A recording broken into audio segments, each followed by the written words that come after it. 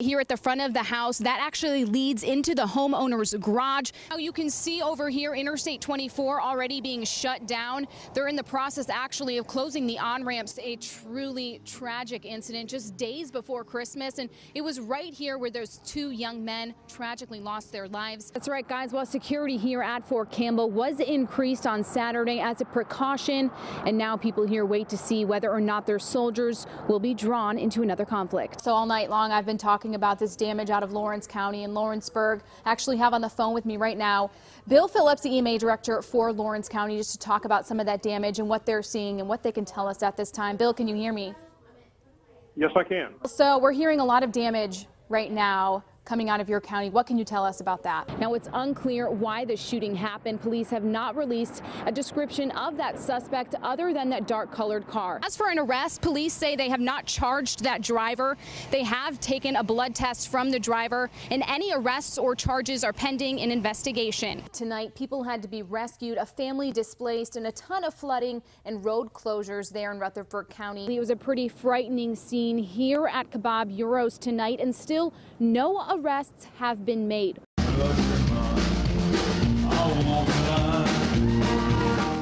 Metro Police know there's a problem. It does not slow down. While violent crime dropped in most of Nashville, it jumped to more than 35% downtown. Robberies like this one spiked at nearly 37%. The robber there pulled the gun's trigger, but it didn't go off. Unfortunately, there are people who take opportunities to prey on folks in crowded settings.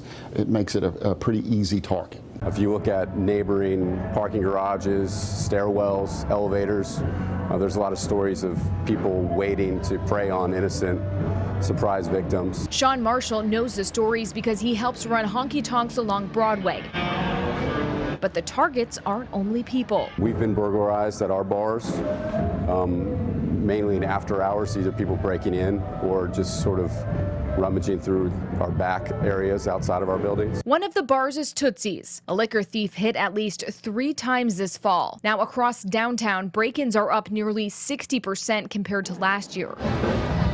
Sean says the biggest issue is not enough police downtown. We're the biggest proponents and fans of the police, and frankly, we just need more of them. I'm a broken record when it comes to that. Police don't disagree. The bigger picture item is, the police department, we're down in staffing currently. We need more. And while the crime wave isn't scaring the crowds away for now, we'll have to wait and see if something is done before it's too late. The warning signs are there. I think it's time to act now. If we don't do anything now, it's just going to get worse. Just be careful. It is safe. Metro Police say they began an entertainment district initiative where they pay officers overtime to work weekend nights. They say they've had some additional help through that. Eric?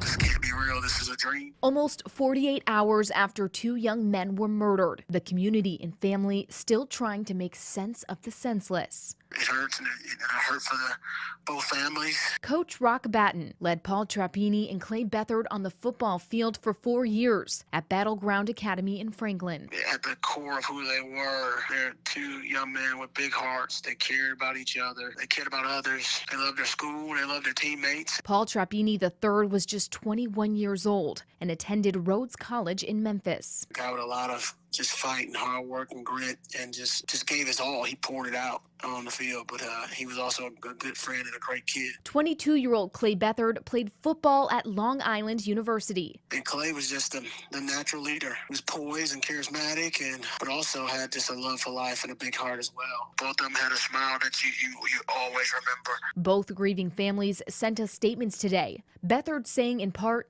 he lived a full life, except for the chance at being the incredible father I knew he would have been. Trappini's family saying, Paul Douglas had a heart of gold and the absolute best sense of humor, and he bent over backwards just to make somebody else feel loved. They just touched so many people in terms of how they cared themselves and how they cared for others. And while these 2 lives were cut incredibly short, as told by family and friends, they were ones lived to the fullest.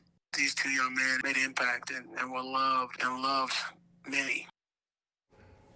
Brian Lewis, the owner of the Dogwood property, says nothing like this has ever happened in Midtown in the last 30 years. He and other Midtown bar owners are offering $20,000 for information leading to an arrest. Families took advantage of today's sunshine to remember their loved ones who served in the armed forces. Nashville National Cemetery is home to over 34,000 grave sites. For over a century, people have been going there to pay their respects. News 2's Kelly Dean takes a look. He was my buddy. On the eve of Veterans Day, Paul Darden could be seen making his rounds, something this veteran himself does often. I used to have a little dusting of a broom. Darden's brother, who served in World War II, has a grave at the Nashville National Cemetery. And after visiting his late veteran father and others in Spring Hill, he came here. It makes me feel good to come here, you know. Yeah, I feel like I'm slighting them, not doing what I ought to do if I didn't. Kneeling before his brother's gravesite, he talks to him like no one is around. I always tell them I miss them. I do. And as the sun shed light and warmth onto these vets' tombstones, Darden wasn't the only one taking advantage of today's weather the day before Veterans Day.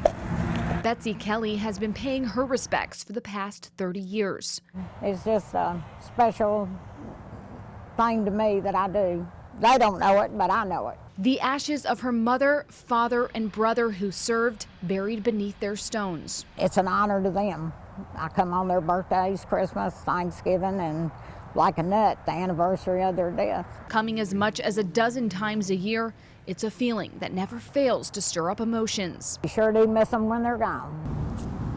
And as for these strangers, both unaware of each other's presence, it's the same act that unites them on this Veterans Day weekend, one of love and respect. Yeah, I love you, buddy.